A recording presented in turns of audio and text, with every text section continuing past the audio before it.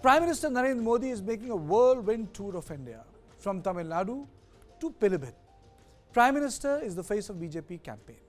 But if you listen to these statements made by BJP top brass in the last 4 weeks, the elections are wearing down to Sanatan Dharma and construction of the Ram Temple. So is Ram Temple back as the main agenda for Bharatiya Janata Party in the upcoming Lok Sabha polls? Will the injection of the Cultural Hindutva narrative help NDA accomplish Mission 400? So before I take you through my guest, I'll take you through 3 bites which were given by Prime Minister Narendra Modi, Amit Shah and Yogi Adityanath in last 24 hours. Are they setting the agenda? Is Ram Temple central to this Lok Sabha campaign now? Listen in. Ram मंदिर का भव्य निर्माण होता है, ये लोग उसका भी विरोध करते हैं। मैं तमिलनाडु में भगवान राम से जुड़े स्थानों पर आता हूं, इन्हें उससे भी तकलीफ होती है। ये लोग तो सनातन धर्म को समाप्त करने की धमकी दे रहे हैं। अयोध्या में राम मंदिर बनना चाहिए था या नहीं बनना चाहिए था? अरे जोर से बोलो, बनना चाहिए था या नहीं बनना चाहिए था? ये ममता दीदी, ये कांग्रेस पार्टी, ये कम्युनिस्ट, ये सभी इकट्ठा मिलकर 70 साल से राम मंदिर को अटका रहे थे, भटका रहे थे, लटका रहे थे। 17 तारीख को रामनवमी है, रामलल्ला का बर्थडे है, और मोदी जी ने 5 ही साल में केस का चुकादा भी आ गया, भूमि पूजन भी हो गया और 22 जनवरी को भव्य राम मंदिर का निर्माण भी हो गया। 500 साल के बाद रामलल्ला अपने भव्य घर के अंदर अपना बर्थडे मनाएंगे, रामनवमी बनाएंगे। भाइयों और बहनों, ये पार्टियों ने तुष्टीकरण के लिए राम मंदिर को अब तक रोक कर रखा था। अच्छी सरकार बनती है तो 500 वर्षों का इंतजार भी समाप्त हो जाता है। आज अयोध्या में राम मंदिर का निर्माण हुआ है ना, क्या ये काम कांग्रेस के लोग कर पाते क्या? अयोध्या में राम मंदिर का निर्माण कांग्रेस कर पाती क्या? बहनों और भाइयों, कांग्रेस ने तो कहा था कि राम हुए ही नहीं, कृष्ण हुए ही नहीं। जो एक्सीडेंटल हिंदू थे वे राम और कृष्ण पर ही प्रश्न खड़ा कर दिए थे। इससे बड़ी आस्था के साथ खिलवाड़ दूसरा नहीं हो सकता। बहनों और भाइयों, कैसे इन्होंने अपमानित करने का प्रयास किया था। राम और कृष्ण के अस्तित्व पर ही प्रश्न खड़ा करके हमारे आराध्य देवों को नकारने का प्रयास किया था। On this, I'm joined by Ratan Sharda, author and political analyst, Neena Rai, author of Amazing Ayodhya. So, let me straight away go to author Neena Rai first. Neena, am I correct in saying that Ayodhya, construction of Ram Temple, has become central to Lok Sabha campaign? And if that may be so, why? Why? Because the election could have been fought on governance, employment, Labharti schemes, national security. Why has Ram Temple come back as a central agenda? And all these 3 bites, they happened in last 24 hours. I'll tell you something. See, Ram Mandir was already on the agenda. They are just reiterating what was already there. And you spoke about Sanatan Dharma. Why is that being an agenda? That is being an agenda because it was being dragged by people like Udayanidhi Stalin, who said that Sanatan Dharma is like dengue and it needs to be eradicated. If he had not made these statements, there was no requirement for Modi ji to come and say what he said. So the opposition is also dragging in Ram Mandir, Sanatan Dharma, and all the things that are important for Hindus. Temples are being, demolished. In Tamil Nadu, you know what all is going on. You know the statements of Udaynidhi, who I think should be renamed Astanidhi, the kind of statements he's making. And when it comes to Modi, when it comes to Shah, and when it comes to Yogi ji, why should they not make it an agenda? When the Congress, when the I.N.D.I.A Alliance, when all the other party leaders, opposition party leaders, refused to come to the opening of the Ram Mandir, the Pran Pratishtha, they made a statement. And that statement was loud and clear for everybody to listen. They could have come there and been a part of the greatest celebration. They did not. They made a choice, and that choice was that we will not come. And therefore, now again, the BJP has a reason to speak about it. And why should they not? It is not that Ram Mandir Pran Pratishtha is happening after 14 years of Vanvas. Remember? You We made a spoke point, about- Nina, you made a point. Let me take this to Mr. Sharda. Sir, is it shift in goalpost, or this was a central plank just being reiterated because Ram Navami is here? Karthik, you know that Modi ji has been talking about development all through these years. He has been talking about it even till a few days back. Even now, he'll talk about that. So, development agenda is taken as given because the earlier claim that if you build temple, you cannot have development.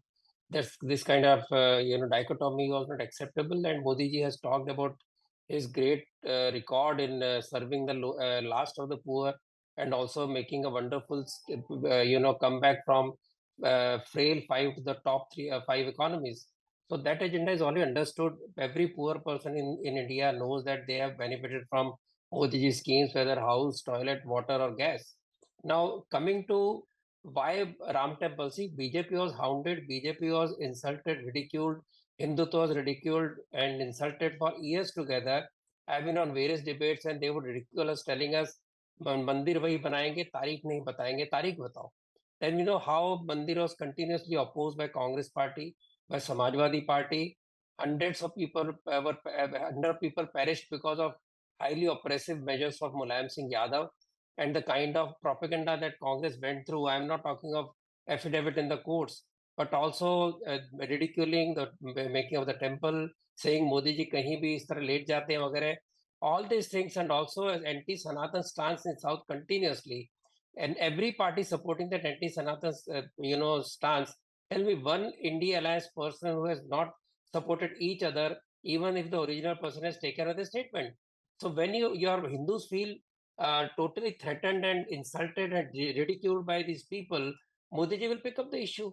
See, he had given him a chance to pick up the issue, and when it's core manifesto for BJP for since 1984, 317 since 1953. So these were important agenda points on which it was ridiculed, it was questioned every time. Now delivery has been done, and with a lot of success. Having done that, BJP is very, Okay. BJP But will this use begets a use question, Mr. Sharda. spatially. It begets a question, Mr. Sharda, and I'll take that question to Nina Rai. Why is opposition uncomfortable with the public expression of Hinduism? Why is opposition parties, Nina, uncomfortable with the public expression of Hinduism? Why is that? You see, it's just a question of vote bank politics. They think that just by showing support to Ram Bhagwan, by showing support to Ram Mandir, they're going to lose their Muslim vote. They're going to be seen as anti-Muslim. The Muslims are not going to vote for them. This is their core belief.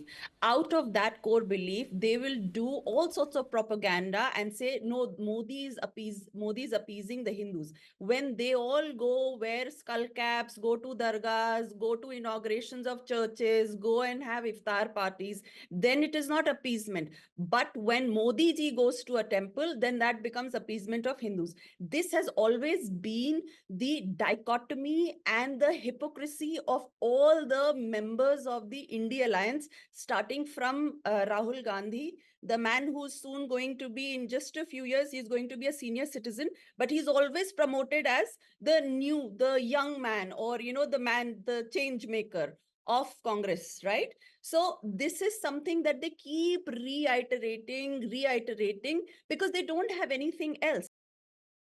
in their appeasement, they have divided the countries and taken away lands that have originally belonged to Hindus. And what did they do with it? They made partitions. Even today, if they will come to power, what do they promise? They promise other partitions. Yahan se kaat do, wahan se kaat do. This is what they're all about. This is just their hypocrisy. This Okay, is why okay, they didn't follow this. okay. Mr. Sharda, Prime Minister, Mr. Sharda, Mr. Prime Minister, in last, I would say, 60 days had made more than 7 trips to Tamil Nadu and has been openly talking about the cultural connection, Ram Temple, and he's in an upfront way taken on the Dravidian position of a majority Tamil politics. Do you feel that it's going to pay dividend? Because last time around it didn't. But this time Prime Minister is just going hammer and tong. It may work, it may not work. But the sort of work he is doing in Tamil Nadu begets this question. Is BJP ready to create an alternative to the very long-standing Dravidian mode of politics in Tamil Nadu? Just one point before I move to that. See, Congress has in its manifesto talked of majoritarianism in a very negative manner 13 times in the manifesto. Naturally, they will have the pushback from Hindus. Coming to Tamil Nadu, see, Tamil Nadu has been damaged beyond core. The society has been damaged beyond core and divided on Dravidianist kind of platform, which is nothing but copy-paste of British theory of foreign invasion, of the North-South divide. While there is no such divide culturally, DNA-wise or culturally or historically. Despite that, this hateful divisive politics of DMK had to be responded one day. There was time when Periyar used to take out, EVR used to take out processions beating Ram, Lakshman, Sita with chappals. That stopped. They stopped Ganpati Utsav. They could not. It became one of the biggest Utsav that are also backed by RSS inspired people. Now coming to current situation, since Stalin has come in, gloves are off.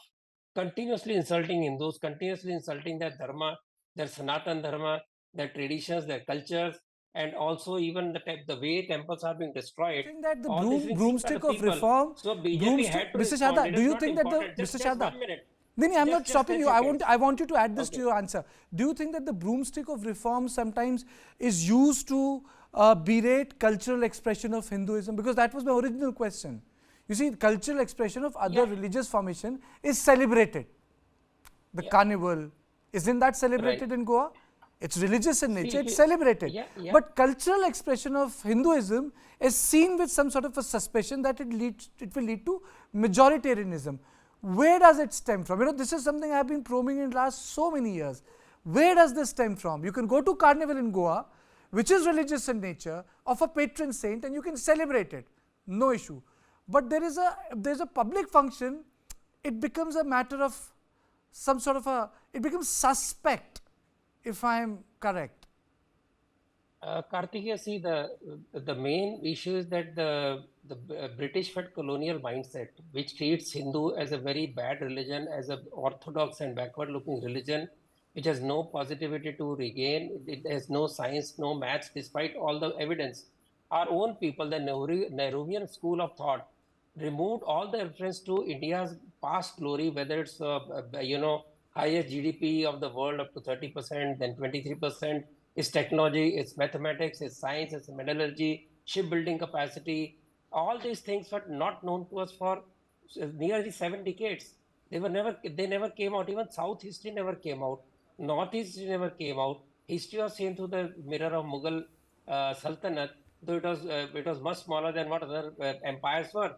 This total neglect of Indian culture, Indian ethos, Indian tradition, Indian history is the root of this colonial mindset. So anything done for Hindus is taken as communal, anything done for seculars is taken as secular. This mindset has been broken by the voters, but unfortunately the so-called secular parties have not yet come out of that mindset because they believe to get Muslim vote, they must pander to their lowest instinct rather than giving them something better like Modi is giving. So this is the reason why development versus Hindutva, if you realize, Hindu culture was the time when India was at peak of its economic wealth also. Now, as the Hindu culture went down during Nehruvian time, we plumbed down. And as 91, 92, again, this Liberation came Mr. of the Shada, Hindus. just Yes, let me came stop out. you for a minute, because Neena has written a book on Ayodhya. Neena, can you just tell us very briefly about the grandeur of Ayodhya, I mean to say, Ayodhya, when we talk about Ayodhya as a religious, spiritual, cultural center, it was also an economic center, political center, military center, organizational center, mercantile center. It was Yes, some of absolutely. many things, na? Yes, absolutely. And just before I go on to the grandeur of Ayodhya, I want to answer the previous question that you asked. One of the main reasons why Hinduism is constantly berated and it is shown as a superstitious and a backward religion, wherein its celebrations should not be celebrated, and the people who do that are supposed to be some sort of loony bins and backward and uneducated. The core thought behind this was given in the British era and also the Mughal era. And the reason they did it is so that they could make the Christian conversions easy. That is why Mr. Ratan Sharda, when he's saying, and you when you're saying that carnival is a religious celebration where everybody goes, is accepted. But Ram Navami, the celebrations and processions of Ram Navami, if you go there and participate in that, people raise their eyebrows. This is the reason when the Pran Pratishtha happened, people did not want to go there.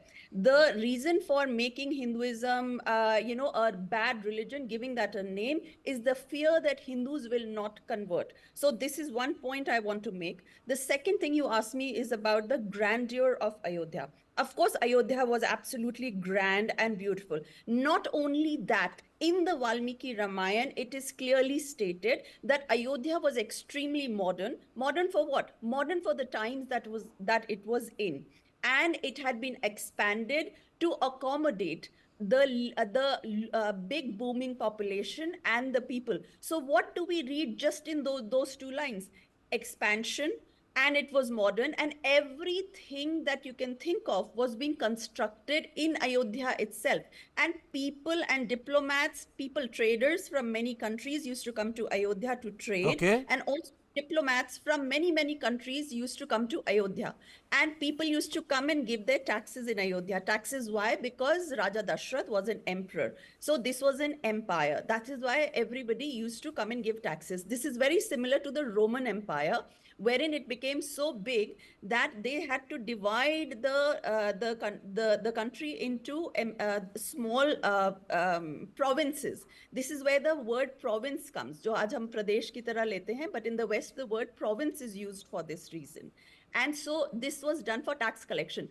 But the Roman concept of provinces for tax collection is predated by the Hindu system, which is something that we see in Ayodhya. And in my book, the whole description and everything is explained in detail about it. I hope that it is much clear for you. No, absolutely. You see, I would like to thank both of you, Mr. Sharda and Neena Rai, for joining me on this debate. And the purpose of, putting all these three important bites of Prime Minister Yogi Adityanath and Amit Shah was to put across the point that Ayodhya is just not as a campaign issue. Ayodhya is central to what Bharatiya Janata Party is. So if a lot of people think that Ayodhya has been brought back from back burner, I think they fail to see a larger picture. It is central to what is cultural nationalism. It is central to what we call in Hindi Sanskritik Rashtravad. It is central to what Bharatiya Janata Party has been talking about,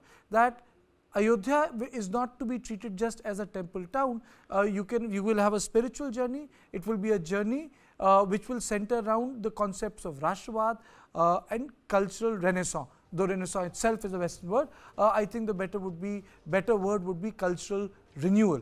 But most important of all, that these words makes campaign on part of the opposition singularly difficult.